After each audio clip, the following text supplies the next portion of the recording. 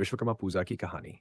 बहुत समय पहले, जब संसार नया था और सभी देवता अपने अपने कार्यों में लगे हुए थे, एक ऐसा देवता था जिसे संसार को आकार देने की जिम्मेदारी दी गई थी। उसका नाम था भगवान विश्वकर्मा। उन्हें शिल्प निर्माण और सृष्टि का महारथी कहा जाता था। वह एक ऐसे रचनाकार थे जिन्होंने न केवल स्वर्गलोक, धरती और समुद्र के विशाल महलों का निर्माण किया, बल्कि देवताओं के अस्त्र शस्त्र भी तैयार किए। कहा जाता है कि जब संसार अस्तित्व में आया, तब हर दिशा में केवल अराजकता और असंतुलन था। देवताओं के पास अद्भुत शक्तियां तो थीं, परंतु उन्हें अपने शक्तिशाली साम्राज्यों का निर्माण करने के लिए एक ऐसे कुशल शिल्पकार की आवश्यकता थी जो उनके सपनों को साकार कर सके। तब देवताओं ने भगवान विश्वकर्मा से प्रार्थना की और उनसे अपनी अद्वितीय कारीगरी से स्वर्ग और धरती को सुंदरता और मजबूती प्रदान करने का अनुरोध किया। भगवान विश्वकर्मा ने अपना कार्य शुरू किया। उन्होंने स्वर्गलोक को स्वर्ण महलों और सुंदर उद्यानों से सजाया, जिनमें इंद्र का अद्वितीय महल भी शामिल था। उन्होंने भगवान विष्णु का सुदर्शन चक्र, भगवान शिव का त्रिशूल और भगवान इंद्र का वज्र भी तैयार किया।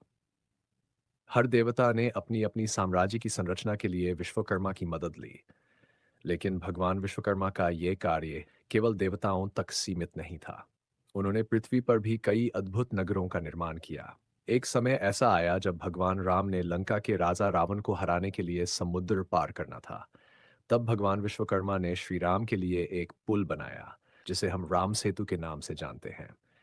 इस पुल ने श्री राम और उनकी सेना को लंका पहुंचने और विजय प्राप्त करने में मदद की। इतने महान कार्यों के बावजूद भगवान विश्वकर्मा ने कभी अपने योगदान का श्रेय नहीं लिया।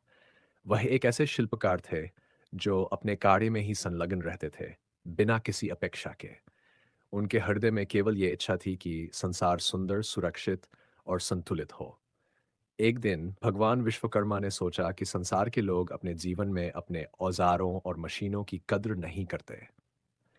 उन्होंने देखा कि इंसान अपने काम में इतने व्यस्त हो गए थे कि वे उन साधनों का ध्यान नहीं रखते थे जिनसे उनका जीवन आसान होता है। तब भगवान विश्वकर्मा ने निर्णय लिया कि हर साल एक दिन ऐसा होगा जब सभी लोग अपने औजारों, यंत्रों और उपकरणों की पूजा करेंगे। इस दिन वे अपने औजारों को साफ करेंगे, उनकी देखभाल करेंगे और उनकी शक्ति और महत्व को समझेंगे। अ, ये दिन अब विश्वकर्मा पूजा के रूप में मनाया जाता है। इस दिन लोग अपने-अपने कार्यस्थलों पर भगवान विश्वकर्मा की मूर्ति या चित्र स्थापित करते हैं और अपने औजारों की पूजा करते हैं।